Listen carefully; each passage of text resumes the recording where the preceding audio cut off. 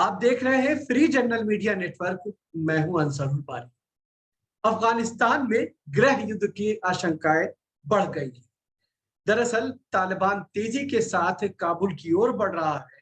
ऐसे में सवाल यही पैदा हो रहा है कि आखिर अमेरिका की अफगानिस्तान को लेकर के नीति क्या है। अफगानिस्तान के राष्ट्रपति अशरफ गनी, उन्होंने अमेरिकी राष्ट्रपति जो बाइडेन से बातचीत की। अमेरिका ने भरोसा दिया है कि हर तरह का सैन्य सहयोग दिया जाएगा। एक तरफ अमेरिका अफगानिस्तान से निकला है और ये कहा जा सकता है कि बड़े ही खामोश तरीके से अमेरिका ने रातों रात अपने सैनिकों को अफगानिस्तान से निकाला। और अब खबरें इस तरह की आ रही हैं कि अमेरिका तालिबान के ऊपर हमले भी कर रहा है। कई इस तरह की घटनाएं सामने आई हैं। तो ऐसे में आखिर अमेरिका की रणनीति क्या है, अमेरिका किस तरह से आगे बढ़ रहा है तालिबान को लेकर के, अफगानिस्तान का फ्यूचर क्या कुछ होगा। क्योंकि अमेरिका के विदेश मंत्री भारत दौरे पर अगर आ रहे हैं तो साथ ही साथ अफगानिस्तान के जो आर्मी चीफ हैं वो भी भारत दौरे पर आ रहे हैं। इस चीज को लेकर के हम तमाम पहलुओं को जानने और समझने की कोशिश करेंगे। हमारे साथ इस वक्त कमर आगा साहब, डिफेंस एक्सपर्ट और विदेश मामलों के जानकार हैं, वो हमारे साथ हैं। हम कमर साहब आपका बहुत बहुत स्वागत करते हैं।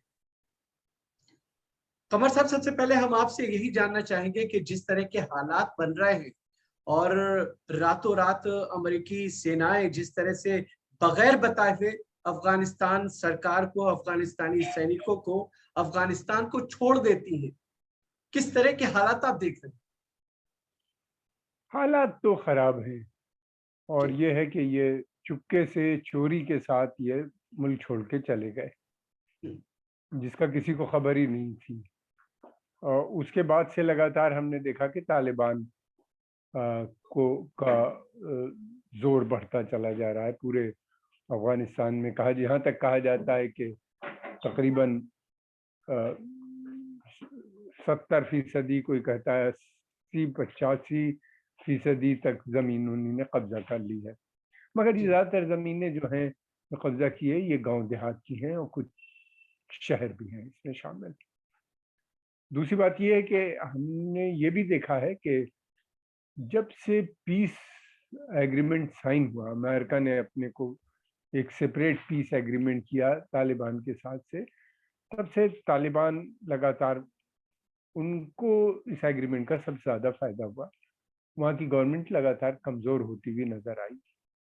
एक तो एग्रीमेंट साइन हुआ, अमेरिका ने उनसे किया, उसके बदले में इन्होंने उनको आश्वासन दिया कि तालिबान वहाँ पे नहीं रहेंगे। तालिबान ने आश्वासन दिया कि वहाँ पे अलकायदा और आईएसएस से वो डील नहीं करेंगे। और बेसिकली देखा जाए तो अमेरिका ने अपनी पीस उनसे साइन कर लिया, अपने को बचा लिया। और दूसरी तरफ ये भी है कि उसके कुछ क्लॉजेस थे जिसमें 5000 फौजियों को, इन्हें 5000 तालिबान जो अफगान जेल में थे उनको छोड़ना पड़ा। फिर उसके अलावा उससे, जी हाँ, उससे और इम्बोल्डेंट हो गए तालिबान। और तालिबान पूरा अगर आप देखें ये क्रम, तो जब से अमेरिका वहां से निकला यानी पीस एग्रीमेंट हुआ, तब से लगातार तालिबान की स्ट्रेंथ बढ़ती हुई नजर आती है और गवर्नमेंट वहां पे कमजोर होती हुई नजर आती है। उसके कई वजहें हैं, गवर्नमेंट पे हम बात नहीं करेंगे क्यों कमजोर हुई, तालिबान पे ही हम बेहतर रहेंगे। और ऐसा लगता है कभी कभी, बहुत से लोगों का मानना ये भी है कि अमेरिका की फर्स्ट चॉइस जो है इस वक्त वो है तालिबान, जो वहाँ पे है। और वो चाहता भी है कि वो एक डोमिनेंट रोल आने वाले वक्त में करे। और अमेरिका को ये भी लगा कि 20 साल से वो इस सरकार को बचाने की कोशिश कर रहे थे, तालिबान को हराने की कोशिश कर रहे थे, मगर वो असमर्थ रहे या नाकामयाब रहे। अब उनको लगता है, मगर वो ये भी चाहते हैं, ऐसा लगता है कि अमेरिकन पूरी तरीके से नहीं चाहते कि तालिबान का मुल्क पे कब्जा हो। अगर पूरी तरीके से तालिबान का मुल्क पे कब्जा होता है तो फिर वो बहुत बड़े सेक्शन को मंजूर नहीं होगा। और तालिबान बहुत पॉपुलर भी नहीं है अफगानिस्तान के अंदर, उनकी सपोर्ट बेहद कम है। दूसरी बात ये भी है कि अगर वो पूरी तरह सत्ता पे काबिज होते हैं तो फिर नॉर्दर्न अलायंस खड़ा हो जाएगा, यानी कि ताजिक, उज़्बेक, हज़ारा जैसे पहले थे ये ग्रुप बन गया था। और अब की अगर ये खड़े होंगे तो एक बड़ा सेक्शन पश्तून भी इनको ज्वाइन कर सकता है। तो वो इसलिए चाहते हैं कि एक मिली-जुली सरकार हो। और वो अमेरिकन की कोशिश ये थी कि जिस तरह की सऊदी हुकूमत थी आज से 10 साल पहले, उस तरह की हुकूमत अगर वहाँ पे क़याम में आ जाए तो वो बेहतर होगा। अफगानिस्तान जो है अमेरिका के लिए बेइंतहा इम्पोर्टेंट है, या किसी भी बड़ी पावर के लिए वो बहुत इम्पोर्टेंट है, क्योंकि इसके बॉर्डर जो है सेंट्रल एशियन रिपब्लिक से मिलते हैं, ताजिकिस्तान, उज़्बेकिस्तान, कज़ाकिस्तान, फिर उधर चाइना, पाकिस्तान, ईरान, तो इस वजह से इतने मुल्कों से मिलते हैं तो बहुत इम्पोर्टेंट हो जाता है। दूसरी बात ये कि अफगानिस्तान में बड़ी मात्रा में खनिज पदार्थ यानी कि नेचुरल रिसोर्सेज जो तकरीबन 2 ट्रिलियन से भी कहीं ज़्यादा के हैं। सही तरीके से अभी मालूम नहीं है, हो सकता है और ज़्यादा हो। फिर उसके बाद ये है कि ये पिछले 200 साल से भी ज़्यादा हो गए कोशिश है अफगानिस्तान को लेके ग्रेट गेम्स की, यहाँ पे बड़ी पावर अपना कब्जा जमाने की कोशिश करती हैं, क्योंकि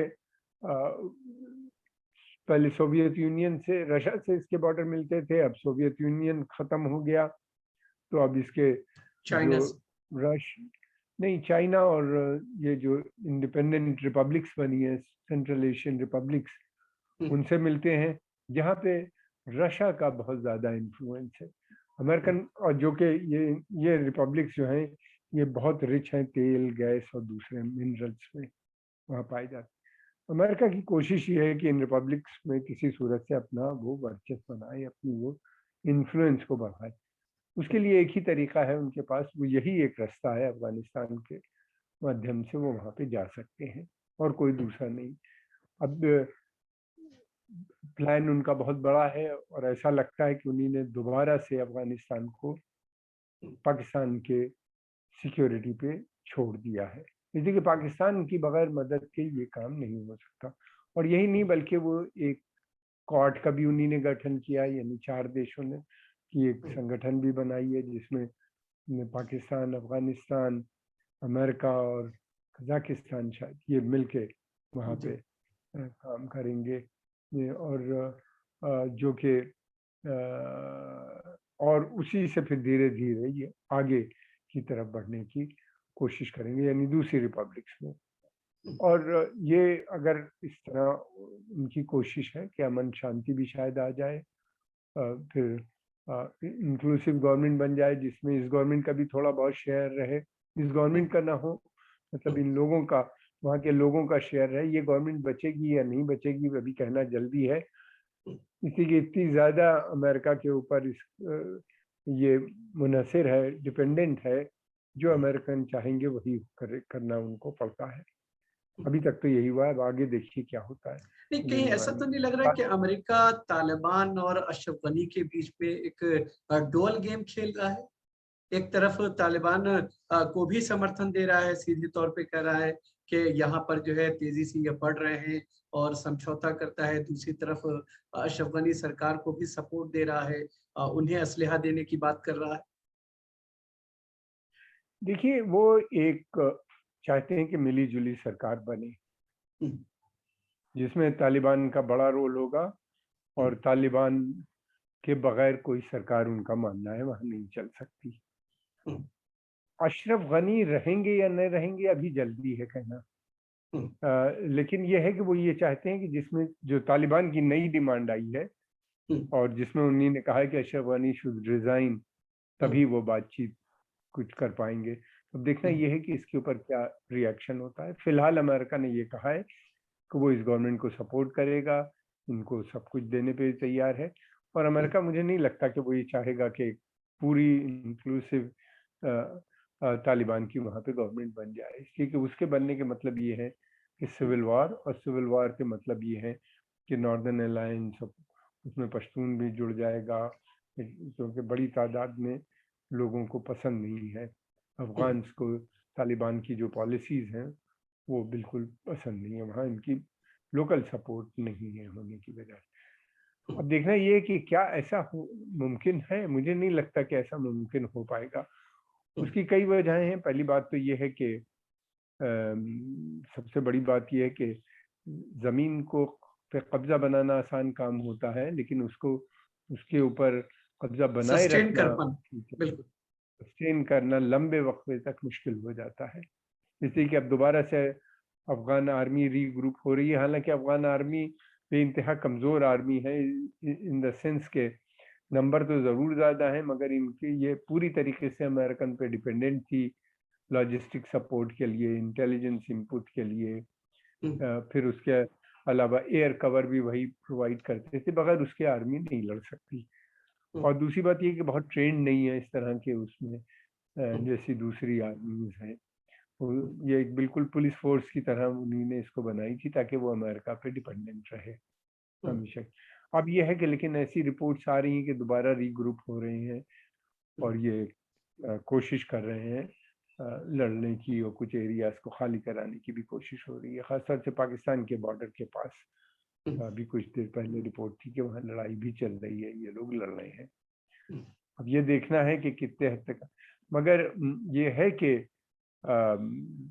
ये सब बातें आने वाला वक्त बताएगा। अमेरिका ने इससे पहले भी इस तरह के बहुत से प्लान बनाए थे, अफगानिस्तान में भी, इराक में भी, लेकिन उनको कामयाबी नहीं मिली। अब देखना ये है कि ये जो नया उनका प्लान है विड्रॉवल के बाद, क्या इसमें उनको कामयाबी मिलेगी, ये जरा जल्दी होगा कहना, अच्छा, क्योंकि एक चीज ये भी है कि जिस तरह से चाइना का इन्फ्लुएंस बढ़ रहा है, तालिबान का झुकाव चाइना की तरफ हुआ है, या फिर रशिया जिस तरह से वो उसकी सरगर्मियां बढ़ी हैं अफगानिस्तान को लेकर के, कहीं ना कहीं अमेरिका को लगता है कि उसकी अपनी जो जितनी भी उसने अपनी ताकत बनाई या इस पूरे रीजन पर उसका जो अपना एक दबदबा था, अगर ये लोग जो है ज्यादा सक्रिय होते हैं तो अमेरिका के लिए भी एक चुनौती होगा।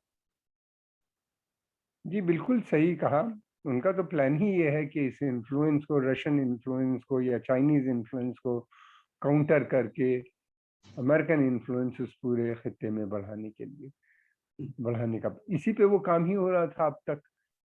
और तालिबान को इसलिए लेके आए हैं कि उनको लग रहा था कि अब जो मौजूदा सेकुलर और डेमोक्रेटिक गवर्नमेंट है, ये उनके जो वो थे मफादात या इंटरेस्ट, उनको पूरा करने में नाकामयाब रही। ईरान से इसकी दोस्ती है, चाइना से भी ये मिल रहे हैं, रशिया से भी ये डील कर रहे हैं अब अशरफ गनी साहब या गवर्नमेंट, और अपने नेशनल इंटरेस्ट को ज़्यादा प्रमोट कर रहे हैं रादर देन अमेरिकन। ये इनकी मजबूरी हो जाती है, ये सेकुलर लिबरल गवर्नमेंट की ये मजबूरी हो जाती है कि वो अपने इंटरेस्ट को पहले ध्यान दे, बाद में करे।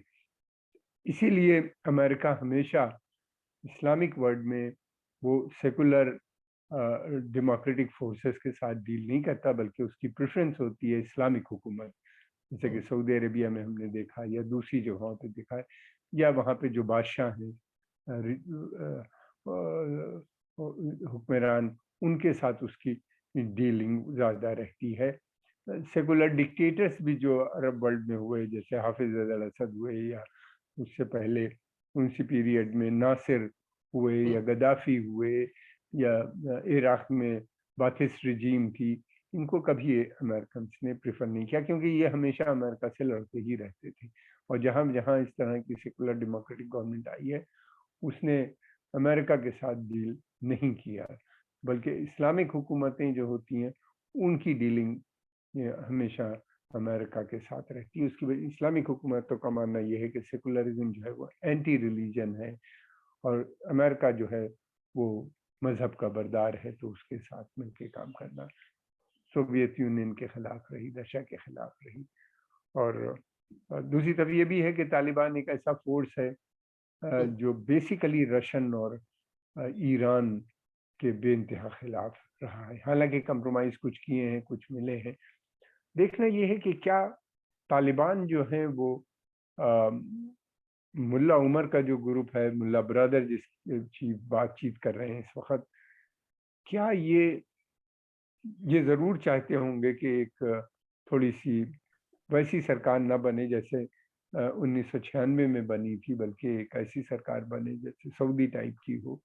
लेकिन यह है कि तालिबान कोई एक ग्रुप तो है नहीं, इसमें दर्जनों ग्रुप्स हैं, बहुत से ग्रुप्स हैं मिले हुए, अच्छा, एक छोटे बड़ा बड़े। डेवलपमेंट ये भी देखने में आया कि जिस तरह से अफगानिस्तान के गृह मंत्रालय ने पूरे अफगानिस्तान के, जहां अगर ये कहा जाए कि 16 स्टेट्स हैं, तो उसमें 13 स्टेट्स ऐसे हैं जिसमें रात का कर्फ्यू लगा दिया गया है।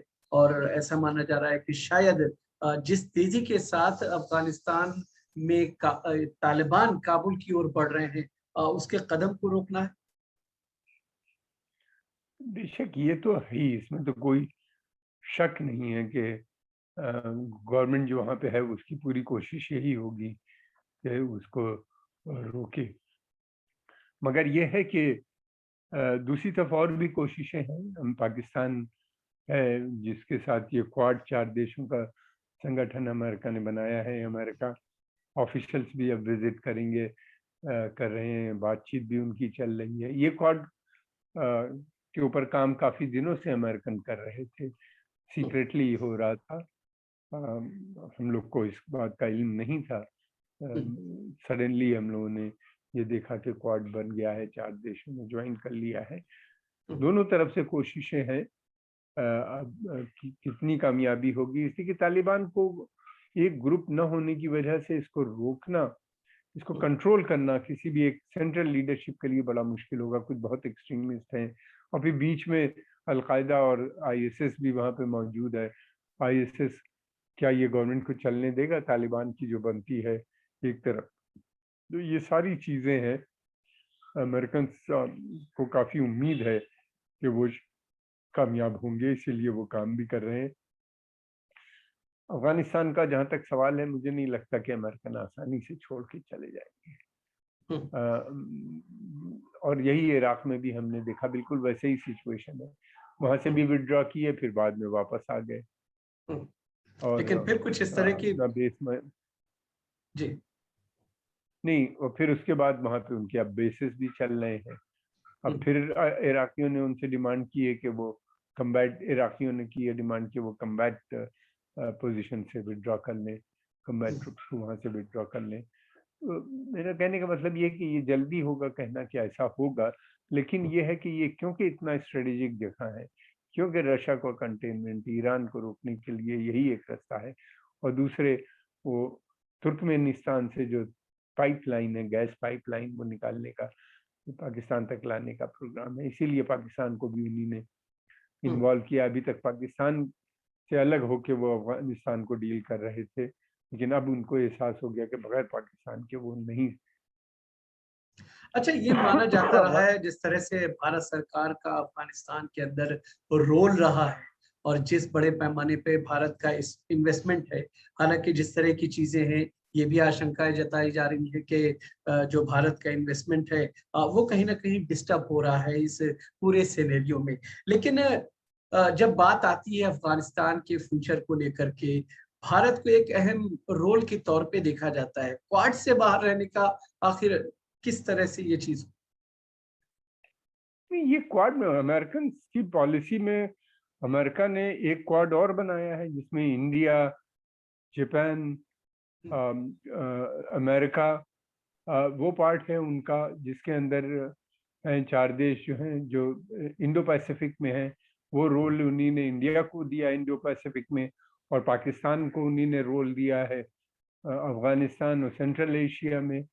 हमने पहले भी देखा जब उन्हीं ने Indo US nuclear deal sign की थी, तो पाकिस्तान को उन्हीं ने वो एक non NATO most trusted ally का दर्जा दे दिया था। अमेरिकन हमेशा दोनों से डील करते हैं। अमेरिका के लिए पाकिस्तान भी बहुत इम्पोर्टेंट है, वो पाकिस्तान को बिल्कुल छोड़ना नहीं चाहते। इससे इस दफे जो क्वाड बना है उससे ये बात बिल्कुल साबित हो गई। अच्छा, एक चीज ये देखने में आई, जब पिछली बार तालिबान की सरकार बनी थी तो जो है सऊदी अरब है, पाकिस्तान है, कुछ इस तरह के ममालिक थे जिन्हें हम ये कहा जा सकता है कि मुस्लिम ममालिक। उन्होंने पहली फुर्सत में तालिबान की सरकार को एक्सेप्ट किया। लेकिन इस बार जिस तरह की सिचुएशन है वो पूरी तरह से बदली हुई है। एक तरफ देखा जाए रशिया उसे अप्रूवल देता हुआ नजर आ रहा है, चाइना अप्रूवल देता हुआ नजर आ रहा है, ब्रिटेन ने अप्रूवल एक तरह से दे दिया है कि वो रिश्ते बनाना चाहते हैं। ये अरब ममालिक की खामोशी तालिबान को लेकर के और इन देशों का इस तरह से अप्रूवल देना, ये किस बात का इशारा करता है? देखिए, अरब देशों की तो पॉलिसी वही होती है जो अमेरिका की होता है। हम्म, वो कोई बहुत इंडिपेंडेंट फॉरेन पॉलिसी मेकर्स नहीं है, वो काफी डिपेंडेंट है अमेरिका के ऊपर। हम्म, अमेरिका जो चाहेगा बाद में वही होगा। अमेरिका ने कहा इसराइल से दोस्ती करो, तो इसराइल से दोस्ती कर लिया। अब अमेरिका कहेगा तालिबान के साथ रिश्ते बनाओ, तो ये बनाएंगे। ये रिश्ते तब बनेंगे जब तालिबान अमेरिका के इंटरेस्ट को सर्व करेगा। अगर नहीं करेगा तालिबान, तो ये देश, मुझे नहीं लगता कि तालिबान के साथ डील कर पाएंगे, या तालिबान पे प्रेशर डलवाएंगे देशों के तहत रिश्ते बना के। अब ये अमेरिका के ऊपर डिपेंडेंट है किस तरीके से काम करता है। लेकिन ये कि क्योंकि ये देश इतने ज़्यादा सिक्योरिटी के मसले पे अमेरिका पे डिपेंडेंट है, इसलिए फॉरेन पॉलिसी भी इनकी हमेशा अमेरिका से ही जुड़ी रहती है। अमेरिका के उससे कहेगी तो अमेरिका जैसा चाहेगा वैसा ये करेंगे। और दूसरे इंटरनेशनल रिलेशंस में सेंट्रल एशिया में इनका कोई बहुत बड़ा रोल नहीं। कतर का रोल जरूर बड़ा रहा है, क्योंकि कतर को वो लोग चाहते थे कि वो एक ऐसी जगह, और कतर के डिप्लोमेट्स ने भी बड़ा अच्छा काम किया जिस तरीके से पूरी पीस टॉक्स को कंडक्ट किया है। वो एक बड़ा काम था जो उन्हीं ने डिलीवर किया। इनको लगा कि कतर ही वो काम कर सकता है, इसलिए मैं समझता हूँ उनको दिया। सऊदी अरेबिया और यूएई को नहीं दिया, जबकि इन दोनों हुकूमतों ने तालिबान को रिकॉग्नाइज भी किया था जब उन्होंने अपनी सत्ता में आए थे। बिल्कुल। एक सवाल आपसे ये भी समझना चाहेंगे कि टर्की के रोल को लेकर के कई तरह के सवालात खड़े हो रहे हैं, चूंकि टर्की जो है नेटो का पार्ट है और अमेरिका के साथ साथ नेटो भी अफगानिस्तान से निकला है। ऐसे में ये जो है टर्की का अमेरिका के साथ समझौता करना कि काबुल एयरपोर्ट की सिक्योरिटी और उसकी सुरक्षा जो है टर्की करेगा, कहीं ना कहीं कन्फ्लिक्ट को और ज्यादा बढ़ाता है। देखिए, ये सब बार्गेनिंग चिप्स भी बन जाते हैं। अभी तक तो तालिबान कह रहे हैं कि वो नहीं एक्सेप्ट करेंगे। अब क्या बातचीत में आगे बढ़ता है मामला। अब टर्की ने ये कहा है कि पाकिस्तान के भी ट्रूप्स वहां आएंगे, एयरपोर्ट पे वो लेके आएंगे, मिलके दोनों मुल्क करेंगे। ये गिव एंड टेक वाली पॉलिसी है, चल रही है, बातचीत चल रही है। क्या होगा ये कहना जरा जल्दी है। वो उनको टर्की से इतनी आपत्ति नहीं है, बल्कि उनको आपत्ति इस बात की है कि टर्की नेटो का मेंबर है और उसके साथ उस बहाने से आ रहे हैं। अब ये देखना है कि क्या टर्की उनको कन्विंस करता है कि वो इंडिपेंडेंट एक देश है और मुस्लिम देश है और वो आए हैं।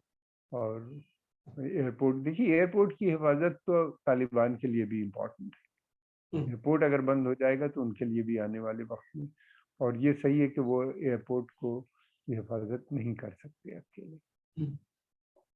अच्छा, एक और आखिरी नहीं वो सवाल ये आपसे, जी, एक आखिरी सवाल आपसे ये जानना चाहेंगे कि जैसा कि शुरुआत में हमने इस चीज का जिक्र किया कि अमेरिका के फॉरेन मिनिस्टर भारत दौरे पर है, फिर अफगानिस्तान यानी अशरफ गनी जो सरकार है उसके जो डिफेंस मिनिस्टर है, वो आर्मी चीफ हैं, वो भारत दौरे पे हैं।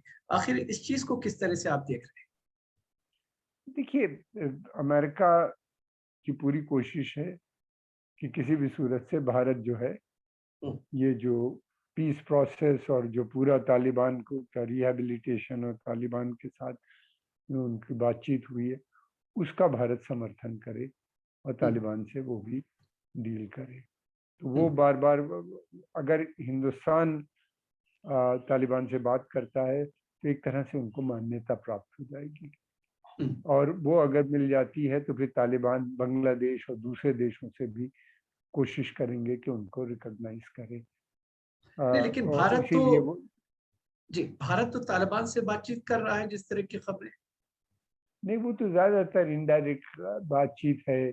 या किसी कॉन्फ्रेंस डिप्लोमेसी में है, बैठ के बातचीत कर रहा है, कोई खास रिकॉग्निशन जैसे देना होता है वो अभी नहीं दिया है तालिबान को। तालिबान भी बार बार कह रहे हैं कि हम इंडिया के इंटरेस्ट को प्रोटेक्ट करेंगे और अश्योरेंसेस दे रहे हैं। ये अपनी कोशिश चल जमीन रही को है, किसी के लिए इस्तेमाल नहीं करने देंगे। करने देंगे, इस तरह की बातें उन्होंने की हैं। सवाल इस बात का है क्या ऐसा तालिबान कर पाएगा, ये भी एक बड़ा सवाल है भारत के सामने। और दूसरी तरफ ये भी है कि क्या ये गवर्नमेंट प्रोटेक्ट अपने को कर पाएगी, लड़ पाएगी। दोनों चीजें भारत के सामने। बहुत बहुत शुक्रिया कमर साहब, क्योंकि आपने विस्तार से इस पूरे मुद्दे पे बताया कि आखिर अफगानिस्तान को लेके अमेरिका की जो नीति है वो किस तरह से आगे बढ़ रही है, तालिबान किस तरह से जो है इन चीजों को देख रहा है, भारत के भी इंटरेस्ट हैं वो किस तरह से सेव किए जाएंगे। जाहिर है इस वक्त जो है थोड़ा जल्दबाजी होगी अगर किसी नतीजे पे पहुंचा जाए, लेकिन ये तय है कि अफगानिस्तान पूरी तरह से ये कहा जा सकता है कि अमेरिका वहां से निकल चुका है और कोशिश इस बात की जा रही है कि अशरफ गनी सरकार और तालिबान के बीच में कुछ एक ऐसा कोऑर्डिनेशन बने ताकि जो अफगानिस्तान को नुकसानात होने वाले हैं, चाहे वो गृह युद्ध की शक्ल में हो, उसे किसी तरह से कम किया जाए। तो बहुत बहुत शुक्रिया कमर आगा साहब, आपने हमसे विस्तार से बातचीत की। लेकिन जाने से पहले हम अपने तमाम दर्शकों से गुजारिश करेंगे कि अगर आपने फ्री जनरल मीडिया नेटवर्क को सब्सक्राइब नहीं किया है तो आप इस चैनल को सब्सक्राइब करें,